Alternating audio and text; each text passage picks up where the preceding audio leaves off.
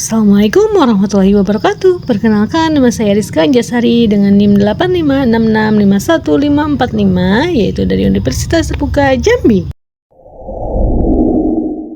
Pada praktikum ini, kita akan melakukan praktik yang sederhana, yaitu tentang ciri-ciri makhluk hidup, yaitu dengan menyediakan alat, tabel, yaitu dengan alat tulis, dan juga alam sekitar. Ciri-ciri makhluk hidup yang pertama yaitu bergerak dan bereaksi terhadap rangsangan. Yang pertama kita temukan teman-teman yaitu pohon nangka. Ya, ini kebetulan lagi banyak buahnya, pohon nangkanya, alhamdulillah. Dan yang selanjutnya adalah pohon mangga. Alhamdulillah lagi berbuah juga. Dan untuk selanjutnya itu adalah pohon pisang yang sangat segar banget dipandang. Yang selanjutnya adalah pohon jeruk. Ya teman-teman, ini adalah jeruk purut yang sering kita dipakai untuk buat bumbu-bumbu masakan agar harum teman-teman.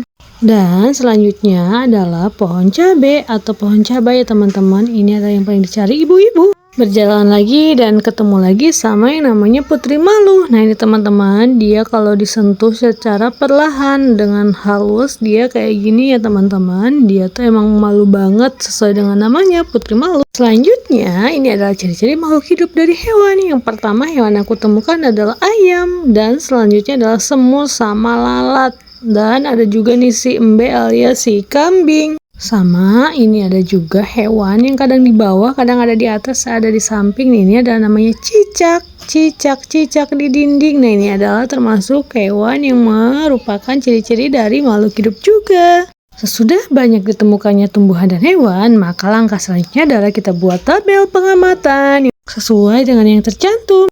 Kemudian kita ada pembahasan sedikit ya teman-teman, yaitu tentang ciri-ciri makhluk hidup. Yang pertama itu dia bergerak dan bereaksi terhadap rangsangan.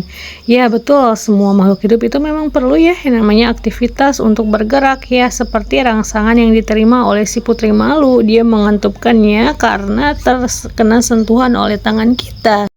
Yang selanjutnya bernapas ya, semuanya perlu bernapas ya teman-teman, karena napas itu emang untuk menghirup udara dari lingkungan yang kemudian dipilah ya teman-teman. Dan yang selanjutnya kita juga perlu makanan ataupun nutrisi untuk bertahan hidup. Semua makhluk hidup pasti memerlukan makanan, karena untuk apa? Ya tentunya karena untuk sumber energi, untuk yang energi baru ya tentunya untuk makhluk yang hidup. Untuk yang selanjutnya yaitu tumbuh ya. Tentu teman-teman, makhluk hidup akan mengalami pertumbuhan, gak mungkin gitu-gitu aja ya teman-teman, yaitu tambah tinggi dan juga tambah berat.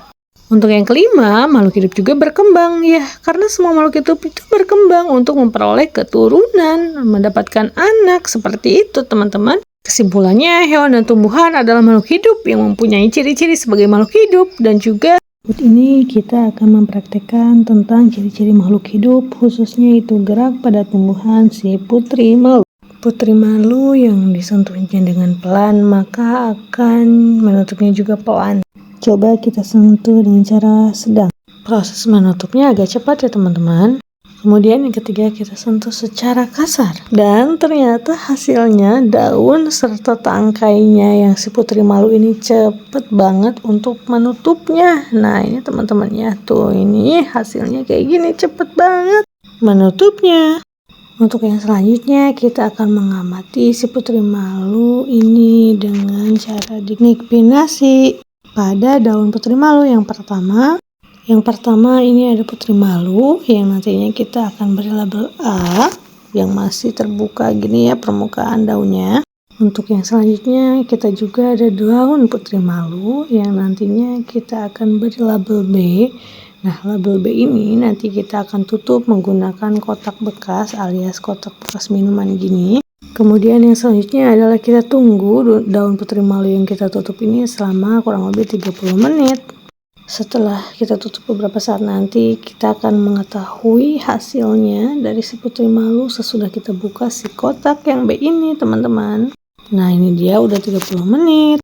Setelah 30 menit berlalu si label A ini memang terbuka ya di atas sinar matahari kayak gini, dan hasilnya adalah tetap terbuka teman-teman, tidak ada perubahan apapun.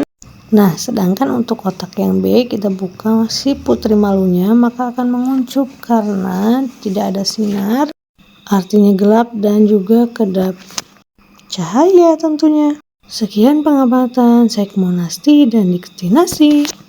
Selanjutnya kita akan melakukan percobaan lagi tentang gerak tropisme di pertumbuhan kecambah, khususnya di kacang merah.